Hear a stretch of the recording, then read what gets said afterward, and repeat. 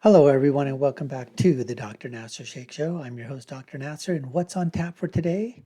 Well, it's our continuing reaction video series of the debate between Douglas Murray, the conservative author from the UK, and Flavia Kleiner from Switzerland, who happens to be a leftist socialist Marxist, and they're talking about immigration and what's happening to Europe. And this debate was sponsored by the Forum on European Culture and is part 4. It was a pretty lengthy debate.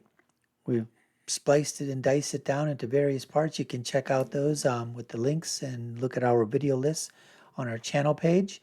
But this is part 4 of the debate between Douglas Murray and Flavia Kleiner. And this is the second part of her introductory thesis of the debate. So let's get to it right now. Let them explain why we should dismantle that model. But at the very moment, we get involved in a discussion exclusively about migration, nation state, European identity. We are already on the turf of the right-wing populists. I think we should decide on what we want to focus on, where we think the real problems lie. The right-wing populist arguments are outdated and, frankly speaking, very boring. They do nothing for actually solving problems, such as challenges of climate change. They're not only distracting us, they're wasting our time, and they don't even show up in person. As Europeans, we need to show pride in institutions that exist because of what we've learned from the past. But it's true that many citizens don't relate to these institutions and often don't understand what they stand for. The word institution alone isn't much fun to pronounce, let alone to sing or scream. I've never heard a pop song with a hook line featuring the word institution. Or have you ever seen anyone with a tattoo of the word institution? I don't understand what this is here. See, this is what happens. Liberals and leftists, they hate, they really disdain institutions because they think that those are firm, that they're not malleable, that they won't change. They're entrenched in their ideas.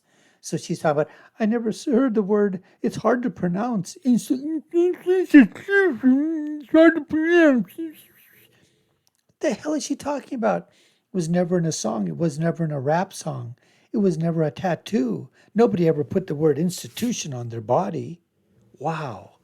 That's why we don't need institutions. That's why we need to change them. We need to liberalize them. We need to leftize them. We need to socialize them. We need to, basically change them completely from where they were before to something completely that they don't look like when they initially started. That's what this lady is talking about, folks. Ladies and gentlemen, I agree, and I'm fully aware here lies a lot of work that we need to do and must not neglect, because politics needs to speak directly to people's hearts and minds. But populists don't have a monopoly on emotions. Liberalism is based on emotions too. It's based on the profound belief that freedom and equal rights are necessary for any society to prosper as a whole.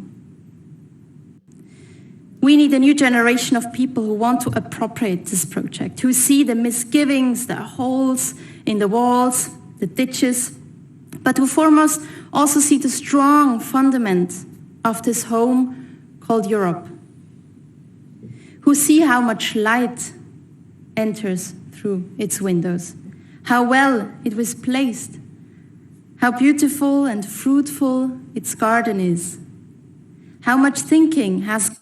Only because the United States of America and what it did in World War I and World War II saved the derriere of Europe and all those other countries, surrounding it, honey. Okay, I know that this is about, the Forum on European Culture, but let me tell you, folks, if it wasn't for the United States of America entering into World War II, there would be no such thing as European culture. It would all be pretty much, it would all be fascist and Nazi Germany culture. That's exactly what would have happened. And probably Russian Russian culture throughout as well. And then let's not forget the Japanese too, folks. Let's not forget Japanese culture probably would have popped into Europe, just as well. Gone into it, how hard it was attacked and is still standing, how pointless it would be to tear it down. There is no other place on this planet that will provide us with the freedom and responsibility and possibilities that we are used as Europeans. Again, you got to put America in there, honey. I'm sorry. I know this talk is about Europe, but it's just secondary. The most freest place on earth, the most capitalistic place on earth, the best place on earth for human beings, and they are continually trying to come. It's the United States of America. They're not going to Europe. They're not going to the Middle East. They're not going to, the Nordic countries. They're not going to Russia. They're not going to Australia. No, they're not even going to UK. They're not going to Switzerland or anywhere else. They're coming to America because that is the land of the free and of the opportunity that everybody is seeking for to better themselves and their family. End of story, period. No, there's no question about that. I just won the debate right there. If we give this up, we will be homeless. If we invest in it, the future is ours. For now, we need to be bigger than what we are. A bit like the sprinter Usain Bolt, whose trick was to envision the finish line at the 110 meters. That's how he ran the 100 meters faster than anyone else, breaking all the records. Thomas Jefferson said, and I paraphrase here, "The price of liberty is eternal vigilance." And here let me come to my last piece of argument. Liberty is not a given. Liberty asks us to accept the responsibility that comes with it. And that's where the battle lies. I think serious Democrats across Europe have the responsibility to ensure that the vast majority of citizens understand and connect emotionally to what truly protects them: liberal institutions. Liberal institutions, unlike dictators, don't defend themselves. That's why they're liberal. Most of the dictators that she's talking about or not talking about, they all came from very liberal institutions. That's where they came from. They need to be defended by us, the people. We all, as citizens of Europe, have to be defenders and thereby the providers of future prosperity and freedom. In a best-case scenario, this should be fun, not only a burden. Believe me, and it can be. So I say, welcome to Europe. You've been here all along. Thank you so much.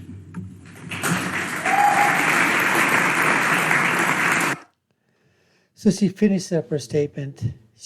At the very end, she uses a quote from Thomas Jefferson, which I find kind of strange, since she was basically talking about that, Europe is the best place on earth. And listen, I understand.